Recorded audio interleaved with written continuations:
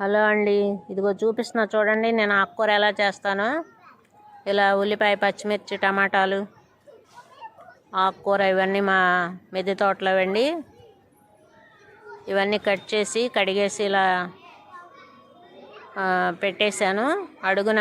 ఎందుకంటే అవి ఉడకాలి కదా నిదానంగా, ఉల్లిపాయ, పచ్చిమిర్చి, టమాటాలు. అందుకని అడుగున పెట్టాను. పైన ఆకుకూర ఇలా మూత పెట్టుకున్నాను సిమ్లో పెట్టి. ఆ కడిగిన వాటర్ కొంచెం ఆ తడికే మగ్గిపోద్దండి ఆకుకూర. ఎక్కువ వాటర్ పోయాల్సిన అవసరం లేదు. ఉప్పు, కారం లైట్గా కొద్దిగా వేసుకున్నాను. ఎందుకంటే మన తాలింపులో ఒక 2 ఎండుమిర్చి చేస్తే ఆ కారం ఘాటు సరిపోతుందండి. ఎక్కువ కారం వేస్తే ఆకుకూర అంత టేస్ట్ ఉండదు. మరి మాకైతే ఇలాగా తక్కువ వేసుకుంటాము. ఇలా రుబ్బి తాలింపు వేసుకోవచ్చు, లేదంటే దీనిలోనే ఆయిల్ వేసేసుకోవచ్చు డైరెక్ట్గా. అన్నీ కలిపి ఇలా ఉడకబెడితే కొంచెం పోషక విలువలు అనేవి పోకుండా ఉంటాయండి. సిమ్లోనే చక్కగా ఆ కడిగిన వాటర్తోనే ఉడికిపోతుంది ఆకుకూర. ఇంకా కొద్దిగా డౌట్ ఉంటే ఒకప్పుడు తప్ప ఇంకెక్కువ నీళ్లు పోసుకోక్కర్లేదు. ఎక్కువ టైం కూడా పట్టదండి, ఒక పావు గంటలో అయిపోతుంది.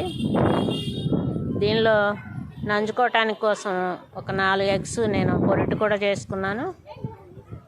ఒక ఎల్లుల్లిపాయ చితక్కొట్టి వేసేసి కొద్దిగా గరం మసాలా ఆ ఎగ్ పొరిటిలో చల్లుకున్నాను. చాలా టేస్ట్గా ఉంది. చిన్నపిల్లలు అయితే ఈ పోపు దినుసులు తినటానికి కష్టపడతారు కనుక మీరు డైరెక్ట్గా ఆయిల్ ఆకుకూరలో వేసేసుకొని రుబ్బుకోండి.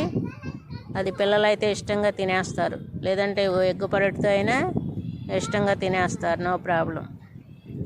ఇలా కొద్దిగా చిటికెడు గరం మసాలా చల్లుకోండి ఎగ్ పొరిటిలో. ఒక ఎల్లుల్లిపాయ చితక్కొట్టి వేసుకోండి, కమ్మని వాసన.